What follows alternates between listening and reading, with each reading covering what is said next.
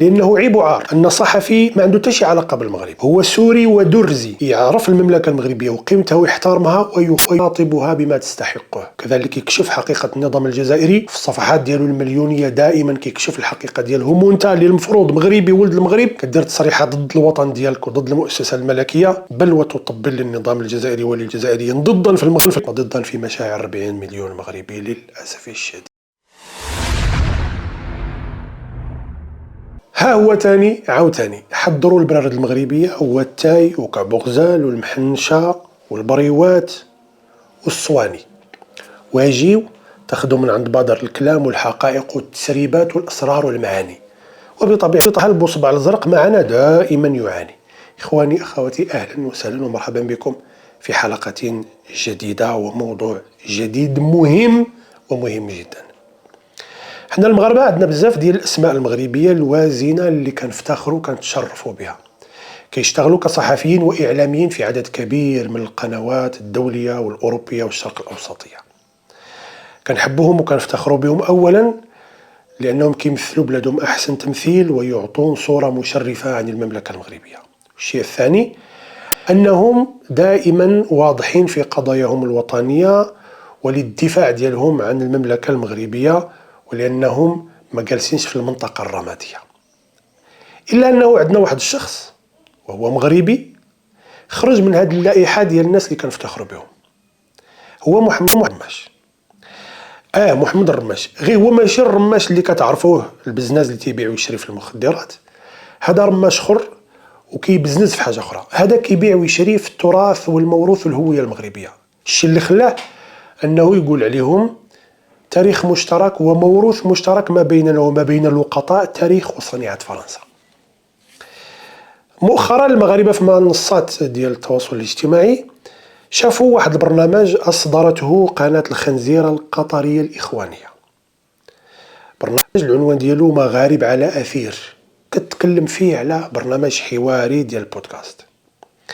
حنا المغاربة عندنا قناعة أن أي حاجة كتجي من جهة قطر أو قناة الخنزيرة دائما فيها الشر والفساد والفتنة والتزوير والتحريف، لأنها كتخدم الأجندة ديال الدولة اللي كتنتمي لها.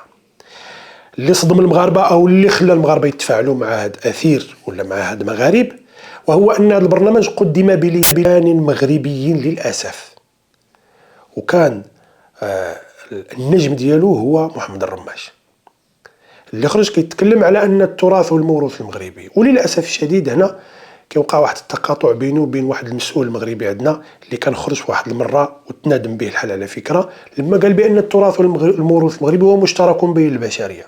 محمد الرماش قال لك سيدي لا، ماشي مشترك بين البشريه، غير هو مشترك بيننا وبين جار السوء والعدو الكلاسيكي.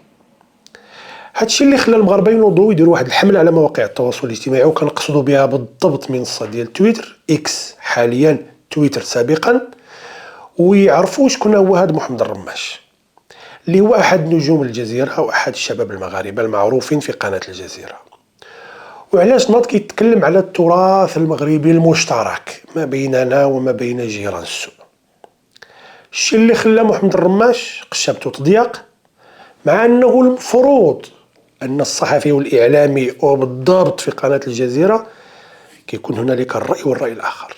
المفروض ان الجزيره كتزعم ما يسمى بالصحافه المهنيه المحايده، لكن للأسف الشديد المغاربة لما ناضوا ناقشوا محمد الرماش في منصات التويتر وانتقدوه وردوا عليه ربما بحدة وربما بنوع من كشف الحقائق ديالو والماضي الأسود ديالو مع المغاربة في منصات التويتر سابقا اكس حاليا، هز السباط ديالو، هز قشابته والصاك ديالو وغبر وهرب.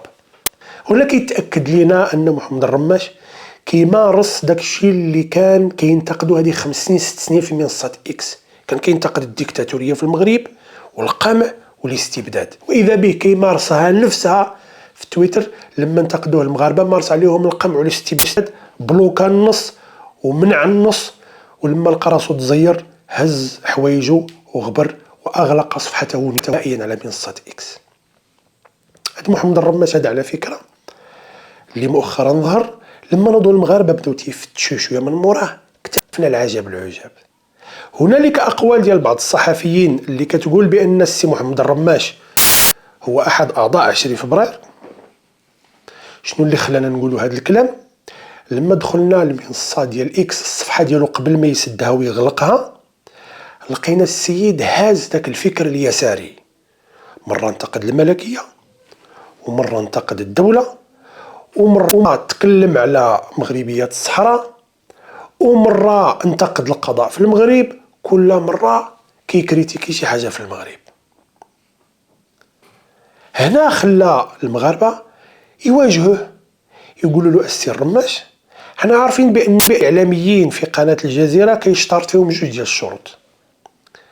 يعني الايديولوجيا اللي خص يكون الاعلامي في قناه الجزيره يحملها، يعني من بعد ولا زائد المهنيه والاحترافيه ويكون ملم في الميدان اللي هو غادي يشتغل فيه في هذه القناه، لابد يكونوا عنده جوج ديال الخلفيات. يا اما الخلفيه ما يسمى بالقوميه، او ما يسمى بالفكر الاخواني المعروف اللي هو فكر متطرف ارهابي. فقالوا له دابا انت السي الرماش، اولا انت كتنتقد بزاف الملكيه قديما في المغرب، وانتقدت القضاء، بل في بعض التدوينات قال لك سيدي حنا خدينا الاستقلال، خدينا الوثيقه ديال الاستقلال وما زلنا ننتظر الاستقلال.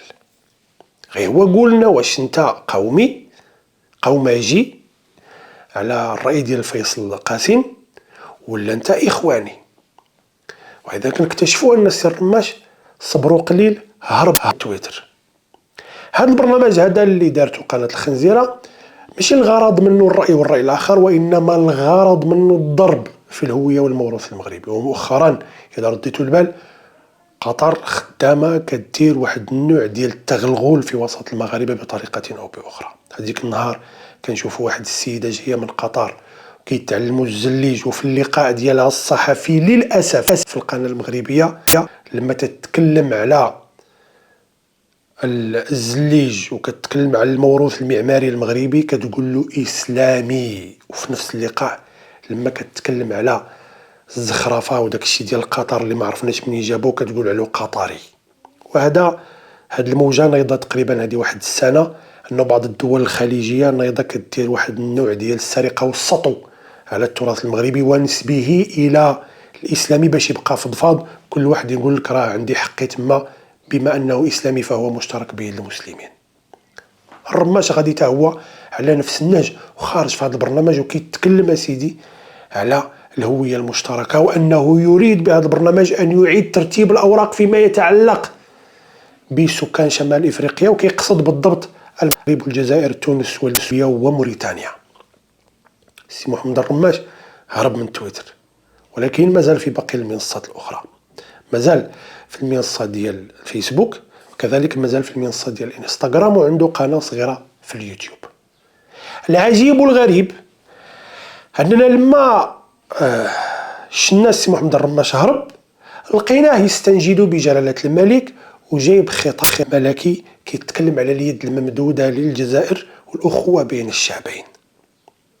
لما سمعنا هذا الاستشهاد ديال السي محمد الرماش بالخطاب الملكي استغربنا.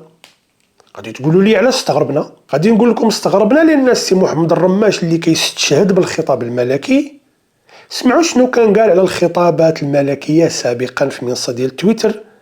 قال نهايه الخطاب كانت كنهايه المسلسلات والافلام المغربيه بلا معنى.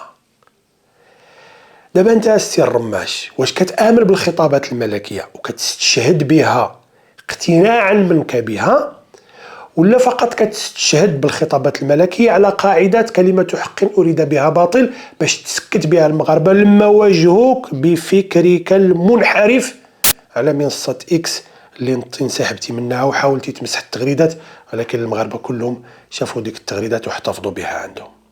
هذا السؤال كنحتاجو السي محمد الرماش تكون عنده الشجاعه على انه يخرج يواجهو. كنتمنى السي الرماش ما تكونش انت بحال هذوك الناس اللي كل ما يتزير يلصق التهمه في ظهر الذباب والمخابرات. باش نزيدكم صدمه اخواني المغاربه، وحنا كنتكلموا على السي محمد الرماش والمغاربه يشنون عليه حمله انتقاد والرد في مواقع التواصل الاجتماعي. هاد الايام اللي تنديروا هاد الوعي بخصوص هاد الشخص وبخصوص هاد البرنامج الملغوم اللي دايره قناه الخنزيره، كاين المعهد العالي للاعلام والاتصال في المغرب داير شراكة مع قناة الجزيرة ومستضيفين محمد الرماش كأحد سفراء قناة الجزيرة في المغرب. داير دورة تلفزيونية ما بين 6 و 10 في هذا الشهر هذا. هذه لي المعلومية وباش تكون في راسكم فقط. الرسالة الأخيرة اللي بغيت نوجهها للمغاربة: وحدوا الصفوف ديالكم، لأن العدو كيستعن بكل الوسائل الخارجية والداخلية. ولما نقول الداخلية حطوا تحتها 10 ديال الأسطر، لأنه العدو الداخلي أكثر فعالية من العدو الخارجي في سرقة الهوية والتراث والموروث المغربي. وإذا اكتشفتوا مؤخرا أن كل شيء صعر وجعر على كتا مغربيت وكل ما هو مغربي، ويا ريتهم خداوها منا واعترفوا بها أنها مغربية وأنها خاصة بالمغاربة، وإنما كيسرقوها ثم تنسب لهم. وإلا سكتنا ما نبكيوش من هنا واحد 10 سنين ولا 20 عام ولا 50 عام لما يجيو الأبناء والأحفاد ديالنا ويلقاو الهوية المغربية ضاعت، واللي ضيعها سكوتنا حنا المغاربة. السي محمد الرماش، كنتمنى قشابتك توسع ويكون عندك واحد النوع من اتساع الخاطر وتقبل الرأي والرأي الآخر، وما تمارسش المثالية والنموذجية في الفيديوهات ودير العكس ديالها في الواقع والمواقع. كنتمنى هذه الرسالة تكون وصلت، وكنتمنى السادة المسؤولين عندنا في المغرب ينتبهوا لتفاعل المغاربة مع مثل هذه البرامج اللي كتستهدف سرقة كل ما هو مغربي ونسبته للأجانب. تحية الإمبراطورية المغربية الشريفة، تحية عز واحترام لكل المسؤولين في المغرب اللي تيخافوا على المغرب وتتهمهم مصلحة المغرب وكيدافعوا على المغرب ويقاتلون من أجل هذه المملكة المغربية على كل الأصعدة السياسية والدبلوماسية والاقتصادية والثقافية والرياضية.